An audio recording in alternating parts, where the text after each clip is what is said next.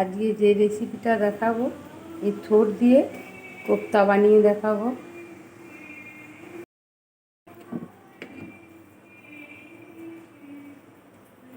বেসন,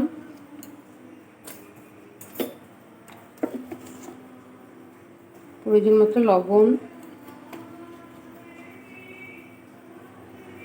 জিরে গুঁড়ো,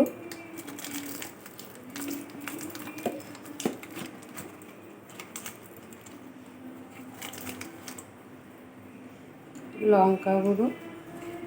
আমি এইগুলোকে দিয়ে ভালোভাবে মেখে রেখে দেবো আধ ঘন্টা। এই যে ম্যারিনেট করে রেখে দিয়েছিলাম আধ ঘন্টা, একটু হলুদ দিয়ে দিচ্ছি।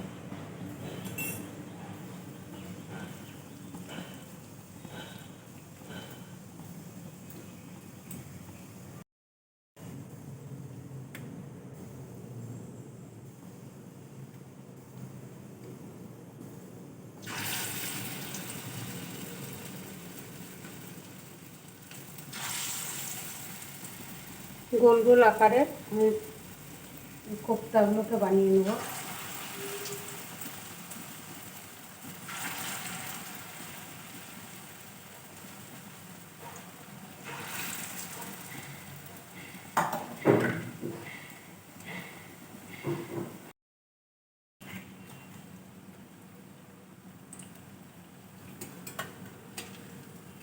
ভাজা হয়ে গিয়েছে, আমি এগুলোকে পকোড়াগুলোকে তুলে নিচ্ছি।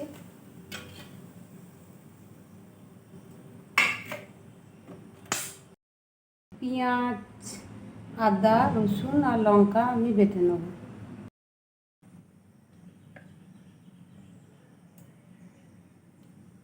তেল দিয়ে দিচ্ছি।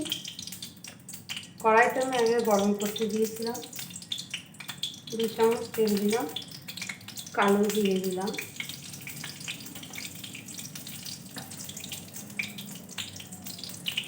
একটা শুকনো লঙ্কা, একটু কালো জিরেটা ভাজা।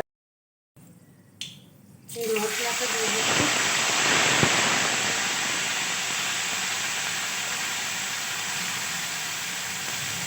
জিরে গুঁড়ো,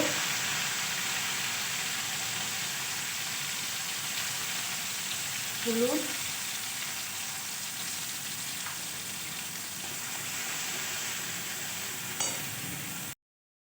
টেস্টের জন্য একটু চিনি দিচ্ছি। এইভাবে থোড়ের কোপ্তা বানিয়ে বন্ধুরা খাবেন, দেখুন দারুণ সুন্দর লাগবে, খেতে খুব ভালো লাগবে।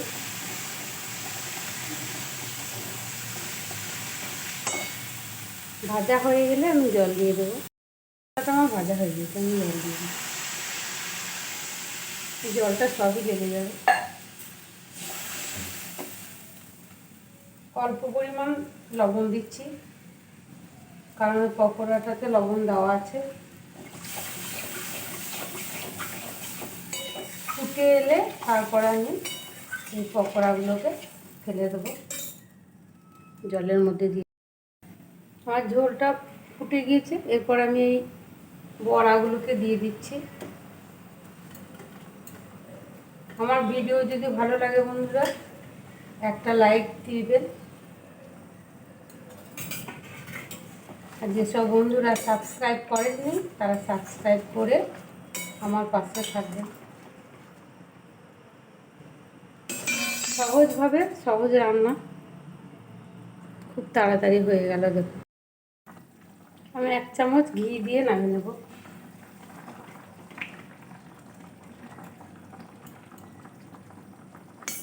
রান্নাটা আমার হয়ে গিয়েছে।